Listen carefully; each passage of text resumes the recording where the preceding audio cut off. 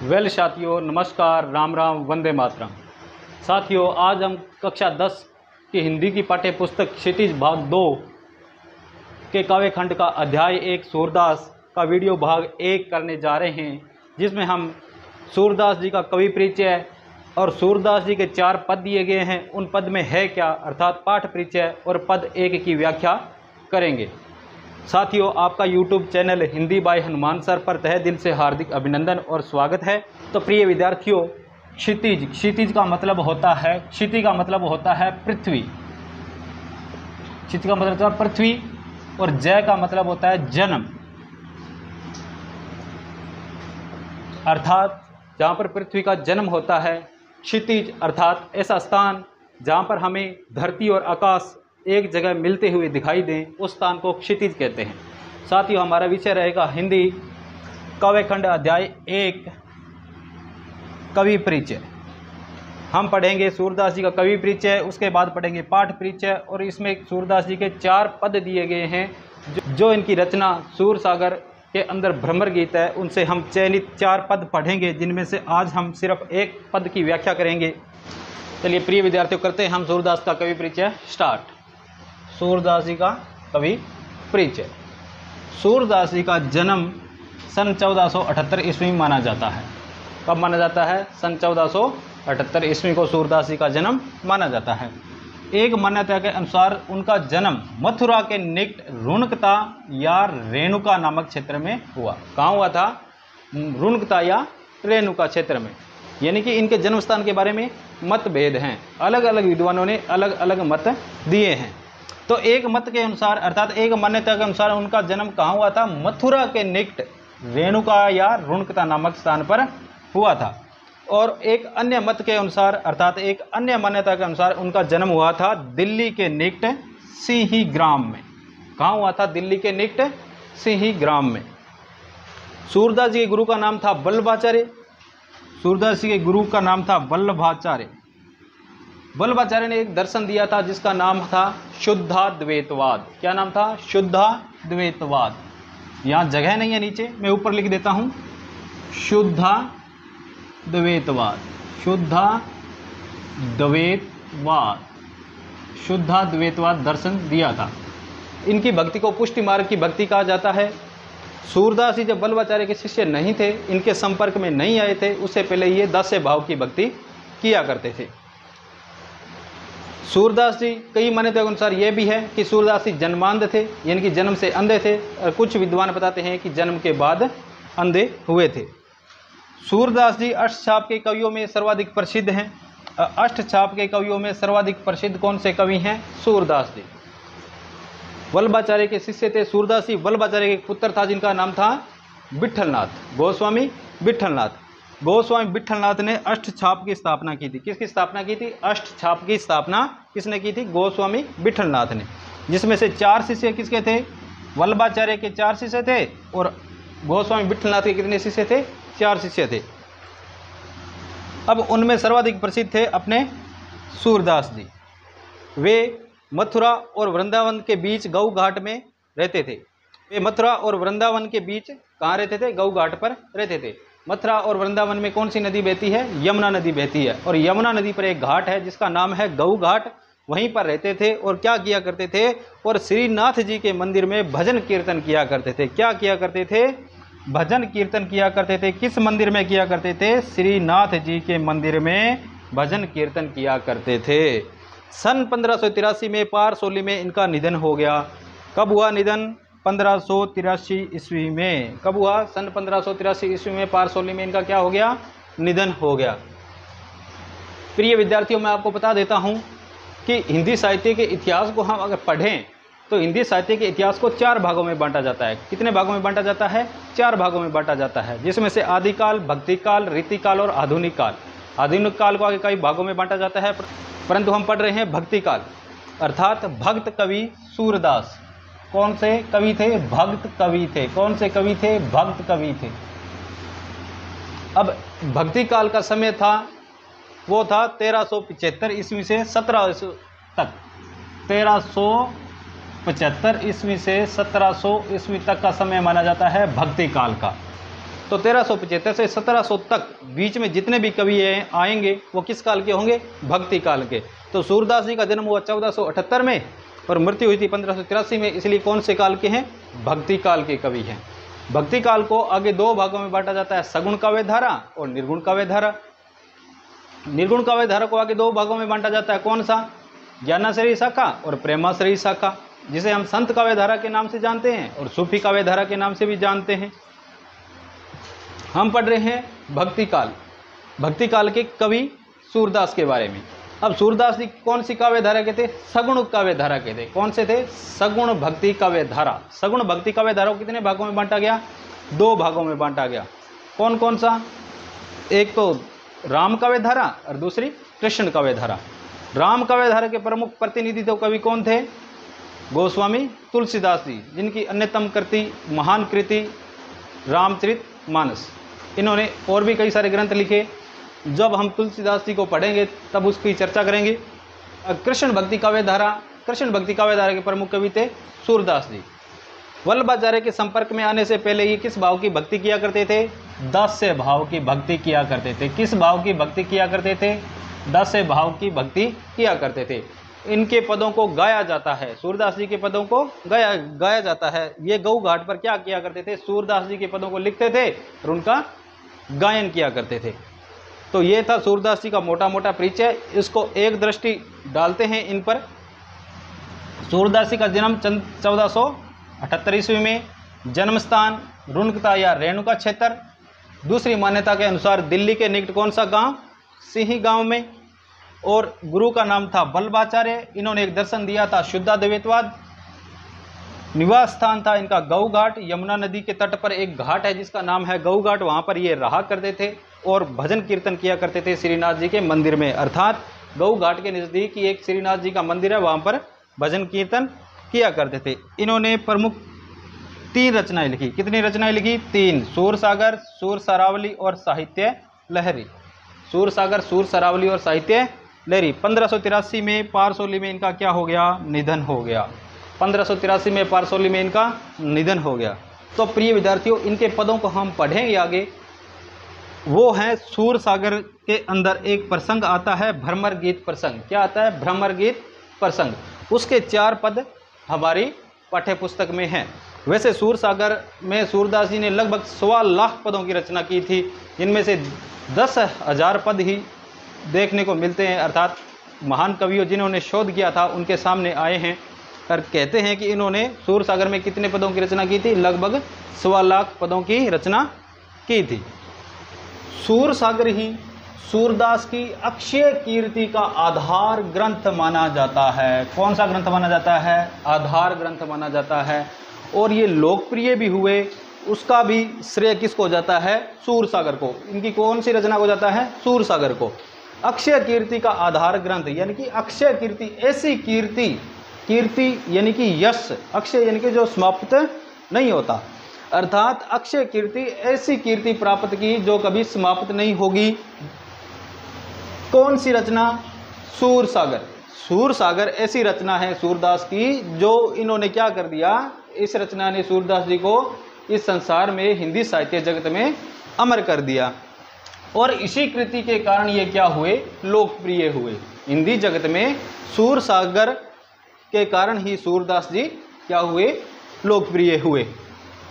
खेती और पशुपालन वाले भारतीय समाज का दैनिक अंतरंग चित्रण और मनुष्य की स्वाभाविक वृत्तियों का चित्रण सूर की कविता में मिलता है। अब देखिए, सूरदास जी ने श्री कृष्ण पर तो लिखा, इसके साथ हमारे देश के जो किसान हैं, हमारे देश में जो साधारण लोग जीवन यापन करते हैं, उनकी शैली किस प्रकार की है, उनके बारे में भी लिखा। जिस प्रकार खेती और पशुपालन वाले भारतीय समाज, अर्थात खेती और पशुपालन कौन करता है? कृषक करता है, किसान करता है। तो इनकी रचनाओं में किसान से संबंधित भी कविताएं मिलती है। और उनके अंतरंग दैनिक जीवन का जो अंतरंग चित्र है, भाई एक किसान का जीवन किस प्रकार होगा, किस प्रकार वो खेत में कार्य करेगा, वो भी सूर की कविताओं में मिलता है। और मनुष्य की स्वाभाविक वृत्तियों का चित्रण, स्वाभाविक वृत्तियाँ, स्वाभाविक सद्वृत्तियाँ, अर्थात उनके आचरण का, उनके व्यवहार का जो चित्रण है, वो भी सूर की कविताओं में मिलता है।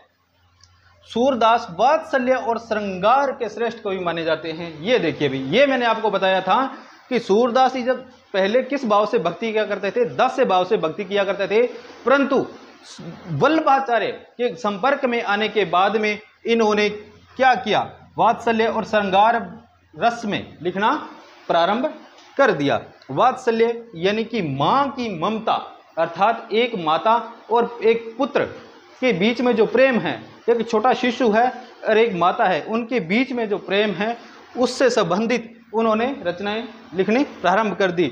और श्रृंगार रस यानी कि श्री कृष्ण वृंदावन में रहते थे, वहां पर गोपियों के साथ क्या करते थे, रास क्रीड़ाएं करते थे, ग्वालों के साथ क्या करते थे, रास क्रीड़ाएं करते थे, यमुना नदी के तट पर क्या करते थे, रास क्रीड़ाएं किया करते थे। अब उनको आधार बना करके, उनके प्रेम के अंदर रंग करके उन्होंने क्या किया, श्रृंगार से संबंधित रचनाएं भी लिखी। इसलिए सूरदास जी को वात्सल्य और श्रृंगार के श्रेष्ठ कवि के रूप में जाना जाता है। आगे देखिए, कृष्ण और गोपियों का प्रेम सहज मानवीय प्रेम की प्रतिष्ठा करता है। कृष्ण और जो गोपियों का प्रेम है सहज मानवीय प्रेम की प्रतिष्ठा करता है। जिस प्रकार हम कह देते हैं कृष्ण लीला रामलीला, अर्थात ये तो थे तो ईश्वर, परंतु पृथ्वी पर आने के बाद इन्होंने क्या की, मानव के रूप में लीलाएं की, इसलिए हम क्या कहते हैं, कृष्ण लीला रामलीला। अर्थात एक सामान्य मनुष्य आपस में एक प्रेमिका से किस प्रकार प्रेम करता है, श्री कृष्ण ने भी ठीक वैसे ही गोपियों के साथ किया। अर्थात सहज मानवीय प्रेम, अर्थात एक मानव जिस प्रकार प्रेम करता है वैसे किसने प्रेम किया था, श्री कृष्ण ने गोपियों के साथ प्रेम किया था। कृष्ण ने मानव प्रेम की गौरवमय गाथा के माध्यम से, कृष्ण ने मानव प्रेम की गौरवमय गाथा के माध्यम से सामान्य मनुष्यों को हीनता बोध से मुक्त किया। अब देखो, मानव प्रेम की गौरवमय गाथा से, यानी कि गौरव गाथा से किस प्रकार, जिस प्रकार यानी कि एक मानव, मैंने आपको बताया अभी कि जिस प्रकार एक मानव किस प्रकार प्रेम करता है, उसी प्रकार अन्य लोगों से प्रेम किया। अब हीनता बोध क्या होता है सर? अब हीनता बोध मतलब ऐसे लोग जो ऊंच नीच का भेदभाव करते हैं। अब श्री कृष्ण किसके पुत्र थे? वसुदेव के पुत्र थे, परंतु पाला किसने इनको? नंद जी ने पाला था, मैया यशोदा ने इनको पाला था। अब वहां पर रह करके, अब नंद जी तो क्या गांव के मुखिया थे, अच्छा मकान था, अच्छी हवेली थी, अच्छी सारी सुख सुविधाएं थी, परंतु जो आम जन थे, वहां के लोग थे, जो गोपियां थी, अन्य ग्वाले थे, उनके पास नंद के समान सुविधाएं नहीं थी। परंतु गोपियों ने क्या किया, इनके साथ प्रेम किया और कृष्ण ने भी इनके साथ सहज मानवीय प्रेम किया। अब इनके अंदर ऊंच नीच का भाव, जो भेदभाव था, वो क्या हो गया, समाप्त हो गया। इसके कारण क्या हुआ, वो लोग क्या हीनता बोध से मुक्त हो गए, अर्थात उनको कृष्ण और अपने में कोई अंतर दिखाई नहीं देता था। अर्थात वो धनवान है, हमारे पास पैसों की कमी है, ऐसा कोई भी अंतर गोपियों और कृष्ण के मध्य दिखाई नहीं देता था। इसलिए क्या है, वो लोग हीनता बोध से मुक्त हो गए और उन्होंने क्या किया, उसमें जीवन जीने की ललक पैदा की, जीवन जीने की इच्छा पैदा की कि हम भी अब शान से जी सकते हैं।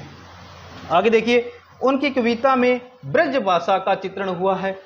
सूरदास जी किस भाषा में लिखा करते थे? ब्रज भाषा में लिखा करते थे। तो उनकी कविता में किस भाषा का चित्रण होगा?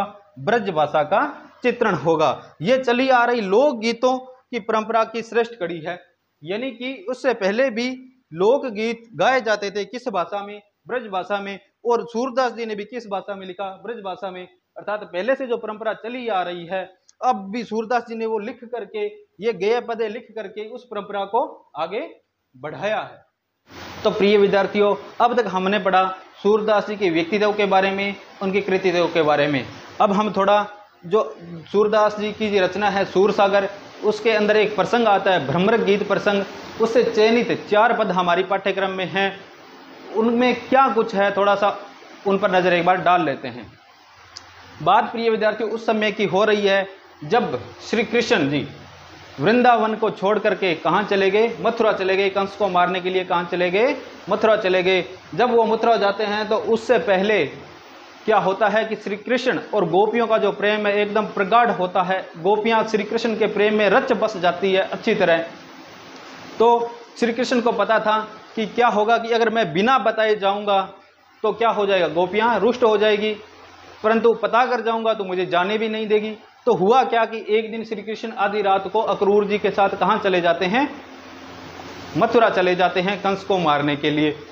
तो जब गोपियां सुबह उठती है और उनको पता चलता है कि श्री कृष्ण जी कहां चले गए, मथुरा चले गए, तब वो क्या करती हैं, श्री कृष्ण के पास पत्र भेजती हैं, लेटर भेजती हैं, चिट्ठियां भेजती है कि आप हमें बिना पता ही चले गए, हम इतना आपसे प्रेम करती थी, कम से कम हमें पता कर तो जाना चाहिए था।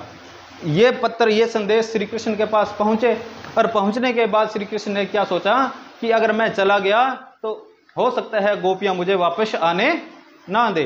इसलिए उन्होंने अपने एक मित्र अर्थात दूत कहें उद्धव जी को क्या भेजा, योग साधना का संदेश देकर भेजा कि तुम जाकर गोपियों को ये समझाओ कि इस प्रेम में कुछ नहीं रखा है, आप किससे प्रेम करो, उस परब्रह्म से प्रेम करो, उस निर्गुण की उपासना करो।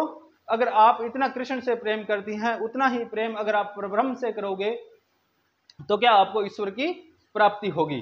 तो अब क्या है कि उद्धव जी क्या करते हैं, वो योग साधना का संदेश लेकर के किसके पास आते हैं, गोपियों के पास आते हैं और गोपियों का उद्धव से आपस में वार्तालाप होता है। तो क्या वार्तालाप होता है साथियों, चलिए हम जानते हैं हमारे इन 4 पदों के अंदर। तो प्रिय विद्यार्थियों, हम सूरदास के पहले पद की व्याख्या करते हैं। जैसा कि मैंने आपको बताया कि इस पद में है क्या कि श्री कृष्ण जी चले जाते हैं और वापस किसको भेजते हैं, उद्धव को, और उद्धव और गोपियों के मध्य जो वार्तालाप होता है उसका वर्णन हम यहाँ पर कर रहे हैं। पहले इसको पढ़ लेते हैं। साथियों, मेरा जहाँ तक मानना है कि आप जब भी इस पाठ को पढ़ें, इस अध्याय को पढ़ें, तो किताब खोल कर रखें साथ में, और जैसे जैसे मैं आपको बताऊं वैसे वैसे आप इनके शब्दार्थ करते जाएं, अर्थात लिखते जाएं। रटना नहीं है, रट्टाफिकेशन पद्धति को दूर करना है। आप ऐसे नहीं कि किसी चीज़ को लेकर बैठ गए, रट्टा लगा रहे हैं, रट्टा लगा रहे हैं, रट्टा, ऐसा नहीं होना चाहिए। आप इसको समझो, पहले समझने के बाद में इसके शब्दार्थ करो, शब्दार्थ करने के बाद में अगर इनका शब्दों का अर्थ आपको पता चल गया तो उसके बाद व्याख्या करने में किसी प्रकार की समस्या का सामना नहीं करना पड़ेगा। इसलिए इसको पढ़ने के बाद जब इसको हम पढ़ रहे हैं तो आप किताब अवश्य लेकर बैठें। चलिए प्रिय विद्यार्थियों, पढ़ते हैं। ऊधो तुम तो अति बड़ भागी, अपरस रहत सन्हे तगाते, नाहिन मन अनुरागी, पुरनी पात रहत जल भीतर, तारस दहन दागी, जो जल माह तेल की गागरी, बूंद न ताको लागी, प्रीति नदी में पाँव न बोर्यो, दृष्टि न रूप परागी, सूरदास अबला हम भोरी, गुर चांटी जो पागी। ये तो है पद। अब हम इसकी करेंगे व्याख्या शब्दार्थ के साथ। तो साथियों, अब क्या करना है कि सबसे पहले परीक्षा की दृष्टि से, जैसे ये पद आ गया परीक्षा में, तो सबसे पहले हम इसको प्रसंग लिखेंगे। इसका क्या लिखेंगे, प्रसंग लिखेंगे। तो प्रसंग लिखने के लिए 3-4 चीजें आवश्यक होती है, वो लिख लेना। सबसे पहले किताब का नाम लिखेंगे, ये कि किस किताब से है। तो अपनी कौन सी किताब है, क्षितिज। कौन सी किताब है, क्षितिज। क्षितिज भाग 2। लिखा किसने है, सूरदास जी ने। किसने लिखा है, सूरदास जी ने। किसने लिखा, सूरदास जी ने। पद कहां से लिया गया है, सूर सागर के भ्रमर गीत प्रसंग से लिया गया है। कहां से पद लिया गया है, ये सूर सागर के, सूर सागर के भ्रमर गीत प्रसंग से लिया गया है। भ्रमर गीत प्रसंग से लिया गया है। तो ये लिखना पड़ेगा आपको। अब इसके साथ साथ इस पद में है क्या, एक आधी लाइन उसकी लिखनी पड़ेगी। तो अब आपको क्या करना है कि ये भ्रमर गीत प्रसंग, इसका नाम क्यों पड़ा, क्योंकि जैसे ही उद्धव जी गोपियों के पास आते हैं तो क्या करते हैं कि गोपियां कटाक्ष करती है, अर्थात डायरेक्ट उद्धव को ना कह करके क्या करती है, वहां पर एक उड़ता उड़ता भंवरा आ जाता है, एक काले रंग का कीट होता है, आप जानते होंगे, वो वहां पर उड़ता उड़ता आ जाता है। पर उसको मध्यम बना करके किसको कहती है, उद्धव को कहती है। तो कहती है कि उद्धव तुम तो अति बड़ भागी, उद्धव तुम तो अति बड़ भागी। प्रसंग लिख लोगे, चलिए मैं बता देता हूं कैसे लिखेंगे। प्रस्तुत पद्य अवतरण हमारी पाठ्य पुस्तक क्षितिज भाग 2 में सूरदास जी द्वारा रचित सूर सागर के भ्रमर गीत प्रसंग से लिया गया है। गोपियां यहां कर क्या कर रही है, एक लाइन लिखेंगे। अब एक लाइन में क्या लिखेंगे, जिस प्रकार किसी को ताना देते हैं तो उसी प्रकार गोपियां क्या कर रही है, उद्धव पर व्यंग्य कर रही है, तो हम लिखेंगे कि व्यंग्य की आड़ में उद्धव को अभागा सिद्ध कर रही हैं। क्या सिद्ध कर रही हैं? अभागा सिद्ध कर रही हैं, क्योंकि वो इस संसार में रहकर प्रेम के स्वाद से वंचित रहे हैं। उद्धव तुम तो अति बड़भागी, हे उद्धव तुम तो क्या है? अत्यधिक भाग्यशाली हैं। उद्धव किसके लिए है? उद्धव के लिए। साथ साथ में लिख लेना, आप शब्दार्थ लिख लेना। बड़भागी का मतलब होता है भाग्यवान। क्या होता है? भाग्यवान। उद्धव तुम तो क्या हो? अति। अति, अति का अर्थ होता है अत्यधिक। क्या होता है? अत्यधिक। बड़भागी का मैंने आपको बताया भाग्यवान, अर्थात हे उद्धव तुम तो क्या हो? अत्यधिक भाग्यवान हो, अत्यधिक भाग्यशाली हो। क्यों भाग्यशाली हो? देखो, अप्रस रहत स्नेह तगाते नाहिन मन अनुरागी। अप्रस, अप्रस का अर्थ होता है बिना स्पर्श किया हुआ, अनछुआ, अलिप्त, यानी कि अनछुआ या अछुआ, यानी कि जिसको अभी तक छुआ न गया हो। रहत यानी कि रहे हो, स्नेह यानी कि प्रेम, स्नेह का अर्थ लिखेंगे प्रेम, स्नेह का अर्थ लिखेंगे प्रेम, तगा का अर्थ लिखेंगे धागा। क्या लिखेंगे? धागा। ते यानी कि उससे, किससे? प्रेम रूपी धागे से। ते यानी कि उससे, किससे? प्रेम रूपी धागे से। अप्रस रहत स्नेह तगाते, यानी कि आप प्रेम रूपी धागे से क्या हैं? वंचित रहे हैं, अर्थात प्रेम के बंधन में, प्रेम की जो डोर है उसमें आप अभी तक बंधे नहीं हैं। नाहिन मन अनुरागी, नाहिन का अर्थ है नहीं, नाहिन का अर्थ है नहीं, मन का अर्थ मन, अनुरागी, अनुरागी का अर्थ होता है प्रेम में लिप्त, अनुराग का अर्थ होता है प्रेम, अनुरागी का अर्थ होता है प्रेम में लिप्त या प्रेमी। तो नाहिन मन अनुरागी, यानी कि आपके मन में किसी के प्रति प्रेम की भावना जागृत नहीं हुई है। आगे चलते हैं। पुरनी पात रहत जल भीतर, पूरे इनी पात रहत जल भीतर तारस दहन दागी। अब पुरनी का अर्थ होता है कमलिनी। क्या अर्थ होता है? देखो यहां लिख देता हूं। पुरनी का अर्थ होता है कमलिनी, कमलिनी। पात का अर्थ होता है पत्ते, क्या? पत्ते। रहत यानी कि रहते हैं, जल यानी कि पानी, भीतर यानी कि अंदर, भीतर यानी कि अंदर। पुरनी के पत्ते कहां रहते हैं? जल के भीतर रहते हैं। अब देखो गोपियां किस प्रकार उदाहरण बता रही है कि आप स्नेह के धागे से क्या है? वंचित है, प्रेम के बंधन में नहीं बंधे हैं, और क्या है? आप किसी से प्रेम नहीं किया, यानी कि आपका मन किसी पर अभी तक मोहित नहीं हुआ है। तो किस प्रकार नहीं हुआ? जिस प्रकार पुरनी पात रहत जल भीतर, पुरनी यानी कि कमल का पत्ता, पुरनी पात यानी कि कमल के पत्ते, रहत जल भीतर, कमल के पत्ते कहां रहते हैं? हमेशा जल के भीतर रहते हैं। ता रस देह न दागी, ता यानी कि उसकी, रस यानी कि देह न दागी, यानी कि उसके शरीर पर एक भी दाग नहीं है। ना दागी यानी कि दाग युक्त नहीं हुई, दाग युक्त नहीं हुई, दाग युक्त नहीं हुई। अब किस प्रकार कह रहे हैं कि जिस प्रकार कमल का पत्ता या कमलिनी के पत्ते हमेशा जल के भीतर रहते हैं, फिर भी उस पर पानी की एक बूंद नहीं ठहरती, अर्थात वो कभी भी दाग युक्त नहीं होते वो पत्ते। उसी प्रकार क्या है? आप भी स्नेह के धागे से नहीं बंधे हैं, प्रेम की डोर से वंचित रहे हैं।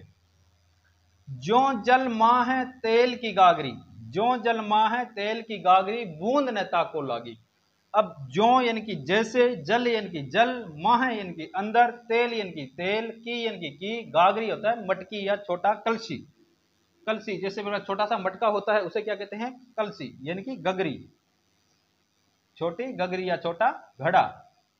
बूंद यानी कि बूंद, न यानी कि नहीं, ताको यानी कि उसको, ताको यानी कि उसको, ताको का क्या अर्थ है? उसको, लागी यानी कि लागी। अब देखो इसकी व्याख्या करते हैं। एक उदाहरण ऊपर दिया गया है, दूसरा उदाहरण यह है कि जिस प्रकार जल के अंदर एक मटकी जिसको तेल से चारों ओर लीप करके उस जल के अंदर डुबोया जाता है, तो वो क्या है? मटकी अपने ऊपर पानी की एक बूंद भी ठहरने नहीं देती। तो उसी प्रकार क्या है, आप अभी तक स्नेह के धागे से वंचित रहे हैं, इस संसार में आए हैं, प्रेम जैसे तरल पदार्थ से आप क्या रहे हैं, अभी तक वंचित रहे हैं। क्यों? क्योंकि आप दिन रात श्री कृष्ण के पास रहकर भी उनके प्रेम में मुग्ध नहीं हुए हैं। प्रीति नदी में पांव न बोरो, दृष्टि न रूप परागी। अब प्रीति नदी, प्रीति का अर्थ है प्रेम। क्या है?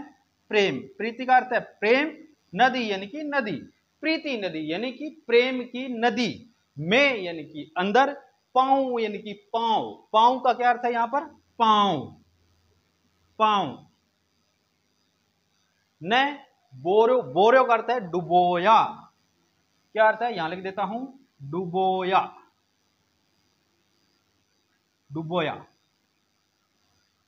दृष्टि यानी कि आपकी दृष्टि, न यानी कि नहीं, रूप यानी कि किसी स्त्री के रूप पर, परागी यानी कि मुग्ध हुई। आपकी दृष्टि किसी के रूप पर मुग्ध नहीं हुई, मोहित नहीं हुए आप किसी पर। अब देखिए, प्रीति नदी में पांव न बोरो। प्रीति नदी यानी कि प्रेम की नदी, में यानी कि अंदर, पांव यानी कि पांव, न यानी नहीं, बोरो यानी कि डुबोया। आपने अभी तक प्रेम की नदी में पांव नहीं डुबोया। अब गोपियां कहना चाहती है कि हे उद्धव, प्रेम रूपी नदी में स्नान करना तो दूर की बात है, आपने तो इस प्रेम की नदी में अभी तक क्या नहीं किया, अपना पैर भी नहीं डुबोया है। और दृष्टि न रूप परागी, और आपकी दृष्टि भी आज तक किसी पर मोहित नहीं हुई है, अर्थात आपके दिल को आज तक कोई भी अच्छा नहीं लगा है। सूरदास अबला हम भोरी, गुर चांटी जो पागी। सूरदास, अब ये लाइन जहां पर सूरदास जी का नाम आ जाए तब आप वहां पर लिखेंगे, सूरदास जी के वर्णना अनुसार गोपियां कहती है कि, ये लाइन लिख लेना आप। सूरदास जी के वर्णना अनुसार गोपियां क्या कहती है? गोपियां कहती है कि अबला हम भोरी। अबला यानी कि कमजोर नारी होती है, कमजोर स्त्री होती है, कोमल अंगों वाली, उसे क्या कहते हैं? अबला, जिसके अंदर शक्ति ना हो, वो होती है अबला। अबला हम भोरी, भोरी का अर्थ है भोली, अबला का अर्थ है कमजोर स्त्री, कमजोर नारी, कुछ भी कह सकते हैं। भोरी का अर्थ है भोली। क्या अर्थ है? भोली। गोपियां क्या कहती है कि सूरदास जी के वर्णन गोपियां कहती है कि हम क्या हैं? कमजोर नारियां हैं, भोली हैं। क्या है? भोली हैं। गुर चांटी जो पागी, गुर का अर्थ है गुड़। क्या अर्थ है? गुड़। चांटी का अर्थ होती है चिंटियां। क्या होती है? चिंटियां, कीड़ियां। जो यानी कि जैसे, पागी का अर्थ होता है लिपट गई। पागी का क्या अर्थ होता है? लिपटना, लिपट गई, लिपट गई। क्या हो गई? लिपट गई। अब क्या कहती है गोपियां कि सूरदास जी के वर्णना अनुसार गोपियां कहती है कि हे उद्धव, हम क्या हैं? हम तो अबला नारी हैं, कमजोर स्त्री हैं, है ना, और भोली भी हैं, और श्री कृष्ण के प्रेम में इस प्रकार रच बस गई हैं, जिस प्रकार चिंटी मीठे के लालच में आकर के गुड़ से लिपट जाती है और चाह कर भी बाहर नहीं निकल पाती। जिस प्रकार चिंटिया गुड़ से लिपट जाती है तो चाहने के बाद भी बाहर नहीं आ सकती, उसी प्रकार हमने श्री कृष्ण से प्रेम किया है। हे उद्धव, अब तुम वापस जाओ और उनको बोलो कि हम श्री कृष्ण से अनन्य प्रेम करती हैं और चाहकर भी उनके प्रेम से बाहर नहीं आ सकती। जिस प्रकार, किस प्रकार नहीं आ सकती? जिस प्रकार मीठे के लालच में आकर के चिंटियां गुड़ से लिपट जाती है, उसी प्रकार हम श्री कृष्ण के प्रेम में रच बस गई हैं। तो प्रिय विद्यार्थियों, आज इतना ही। एक पद हो गया अपना। कल हम पद संख्या 2, 3 और 4 की व्याख्या करेंगे। तब तक के लिए नमस्कार, वंदे मातरम।